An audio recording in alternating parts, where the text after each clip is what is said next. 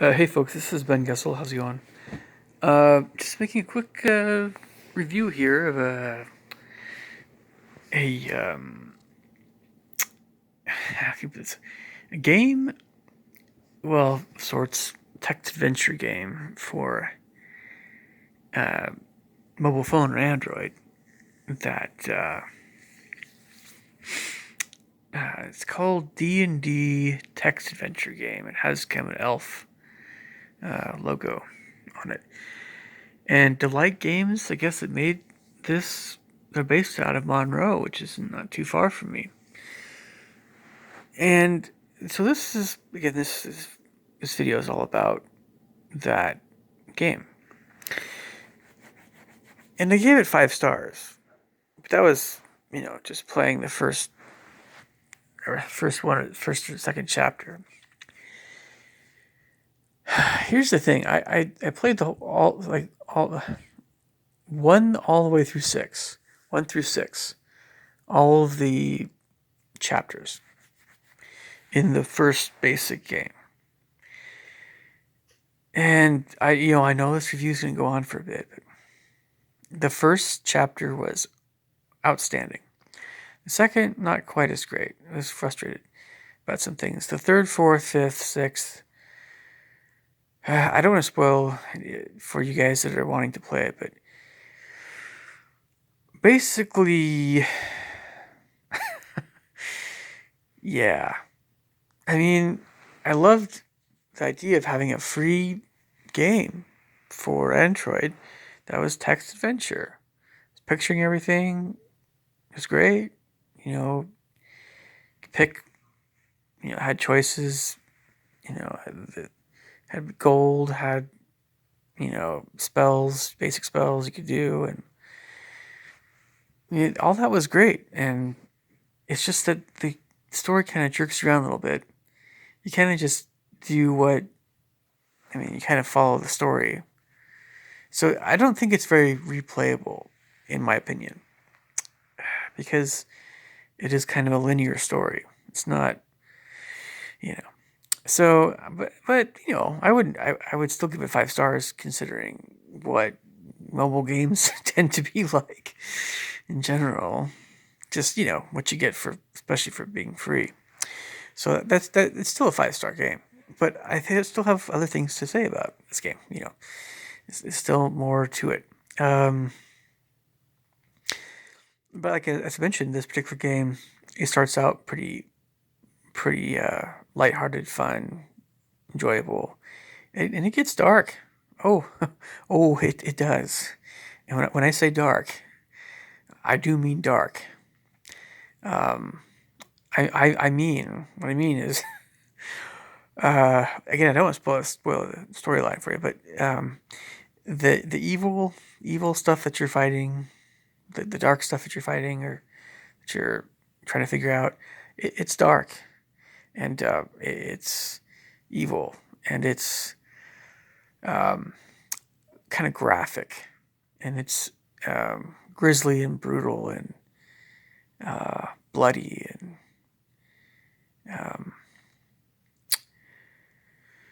what's the word I'm looking for? Words. um,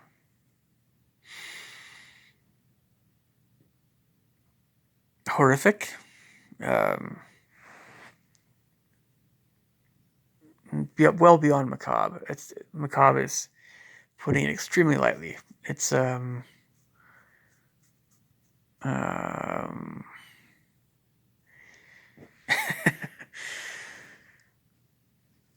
well, I mean, there's actually it's they said on the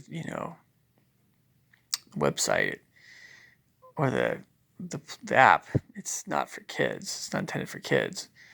Yeah, it's definitely not intended for kids. It's um, not only is it pretty graphic as far as the descriptions of violence, which yeah, but it's there's a little bit of sexual content in it as well. Nothing over the top, I suppose, but it's um, it's not something that you'd expect playing, the first chapter of the game. It kind of draws you in, and then it just gets darker and darker and darker. And in order to make it to the end, which in all honesty is a little bit, I guess many video games are plagued by this. Whenever you're talking about making decisions, and one of them is better, one of them, you could die, or you're not always sure what's gonna in this kind of game. It's the way it operates. It's like there's a save option, but I don't know. You can't really control what happens to you in terms of dying or surviving. In a way, it's all based on your decisions, but you don't know which decision. You don't know what's going to happen, and sometimes it's just anyone's guess. And there's so much text to the game that by the end, by chapter 6, you're just scrolling through it, looking for the little bits and pieces of what was involved with the question at the end. It really is that long. It's you understand in debate. I can tell you the story, but I don't want to do that. I want for all you that want to play the game. I'm just saying that it starts out in chapter 1 nice and happy, and it gets it never really gets pornographic. I'll put that. It isn't that kind of thing, but it's a little bit dirty.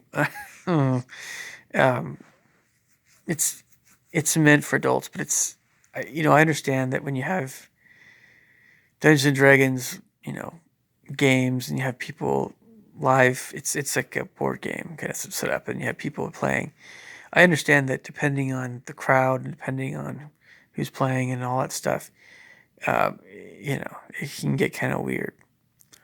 Not just weird in a traditionally evil way in a fantasy sense, but I mean weird as in people, acting like scuzzy, basically.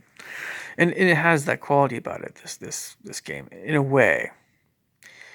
A lot of people like to be sulky or whatever, get into their character and be whatever, and that's fine. That's fun. I'm I can definitely say this without a doubt. If somebody who is playing a morally loose character were to be particularly lewd and sexual in their what they're saying in a live D&D game, I could definitely get to the point where I'd be like, I'm done, guys. Sorry, I'm going home. It's okay. You guys keep playing the game. It's never happened before, but I could see it happening. And again, this game kind of goes there a little bit. I mean, it's not exactly, explicit. There's nothing explicitly.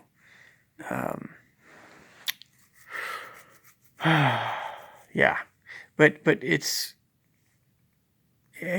gets dark. The creators of this game, when they created, basically, you're gonna go to the depths of hell, where demons are. They were not holding back at all. They were not holding back. It was definitely hell, and the demons were acting very demonic. In so many ways, not just sexually, but it's like they were, yeah, demonic. And so I think a lot of people that are subscribing to my channel are interested in this sort of thing, at least some. But also, it would be good for those folks to know, and for many other folks to know, that after chapter 1, probably a good idea not to keep going unless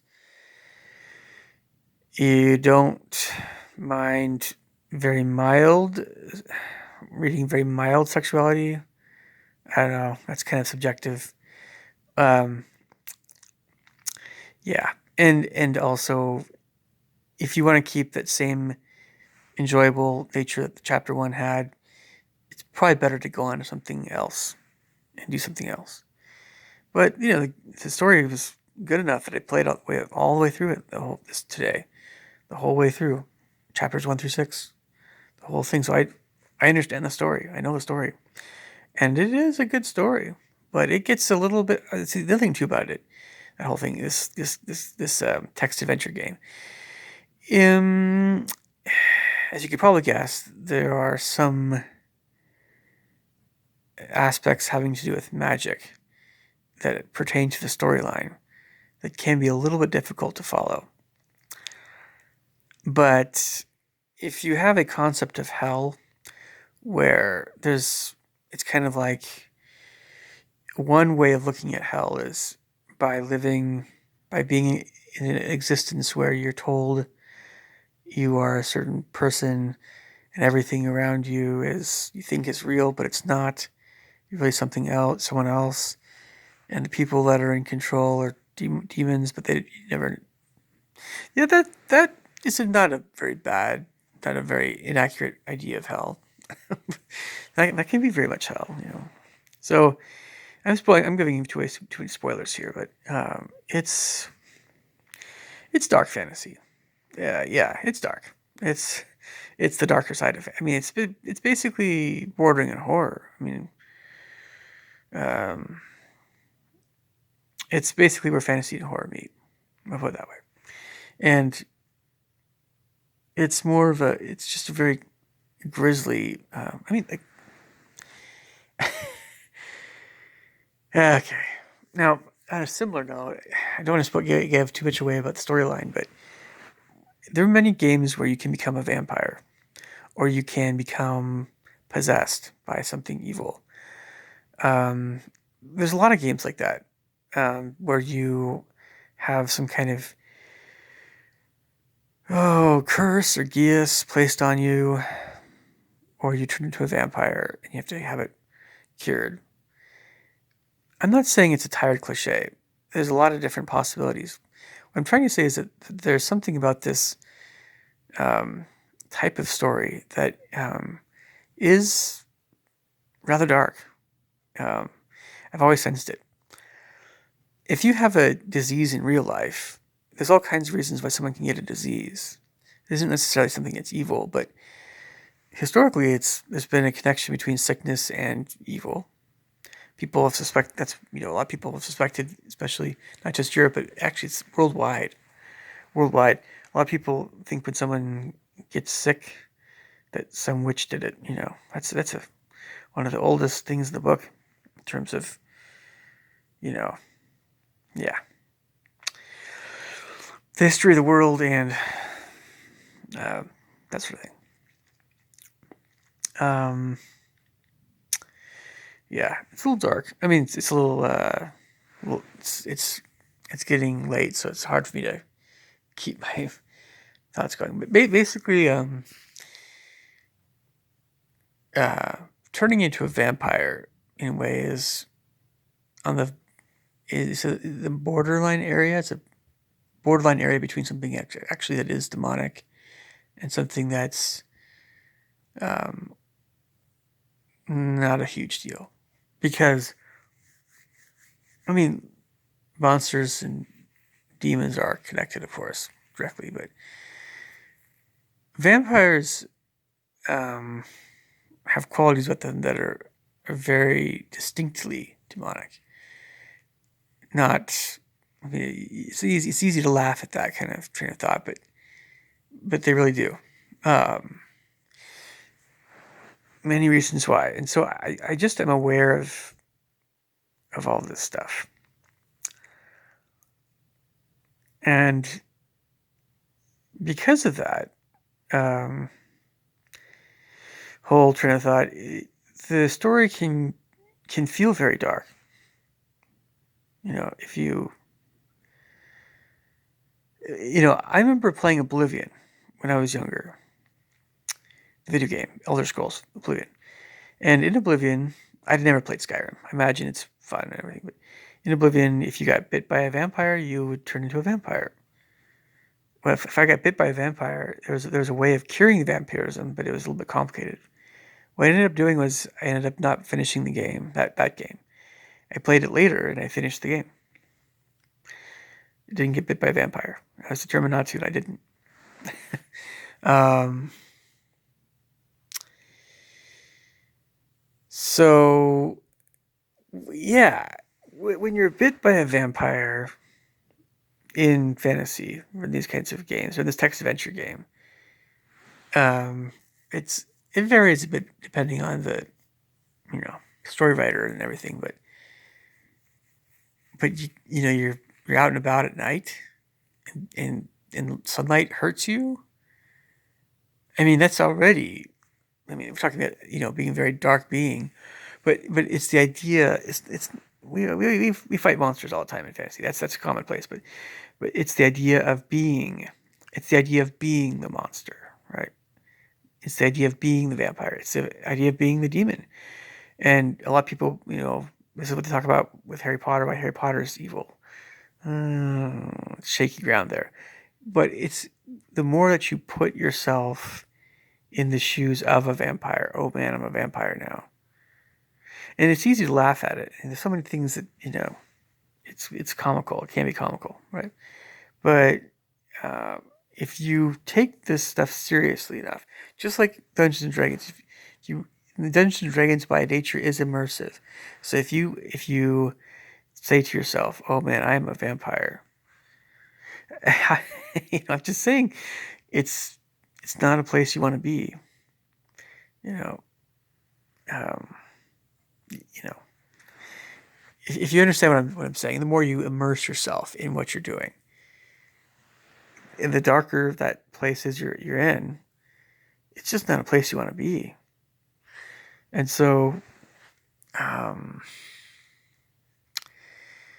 again, it's a great story, but man, it gets dark in a hurry, and it gets really stinking dark. So I had mixed feelings about it, even though I gave it 5 stars, because not even the Undercity, even the Drow city in the Underdark, in Baldur's Gate 2, not even that place. It couldn't touch. It couldn't touch what was in this story text with a 10-foot pole in terms of how evil and sinister and dark some of the stuff was. No, in my imagination, I've imagined and I've had dreams and I've pictured some extremely evil entities and very dark deeds indeed, right? Sure. I try not to make a habit of thinking about those things very often, but as an adult, as an imaginative, bright, composer, and I write stories on the side. It's a hobby. Yeah, I mean, villainy. Yeah. Now, of course, I don't. Some things I don't go into. I don't think about it. I don't go into my stuff I've written, but or whatever brainstormed. But um, I think it's safe to say that I've imagined entities that are more villainous than some of these guys in this text, but not by a whole lot. Pretty comparable actually. The guys that wrote this understand evil, and definitely. I'm not saying they're on the level of Stephen King, but in some respects, they're not really a whole lot. They're not very far off in some respects. So that all being said, if you want to play it, fair warning, it's very dark, and they give you warnings, and I just like, oh, it's not a big deal, but no, it was dark, it was dark, and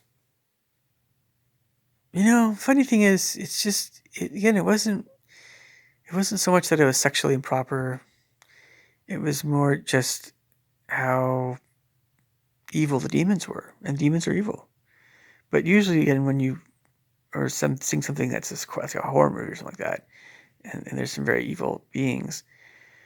Usually it's either B-budget cheesy dialogue, or if it's actually a better movie, um, you're not really immersed in that dark world for all that long. There are breaks from that, thankfully. Um, but imagine, again, it was hours today trying to get through this whole thing. It's like, oh, this is so good, but I want to finish it. I want to finish it. I want my in this game. I wanted my soul to be free, But for if you're in that place for hours, it's tough, even though it's just a game. So by that same token, I had a hard time understanding why people like to play Doom and that sort of thing. Somewhat, but the stuff in this text would make Doom just seem repetitive and boring by comparison. Um, in fact, I would go so far as to say is that the content in this game is darker than a lot of Stephen King stuff. No joke.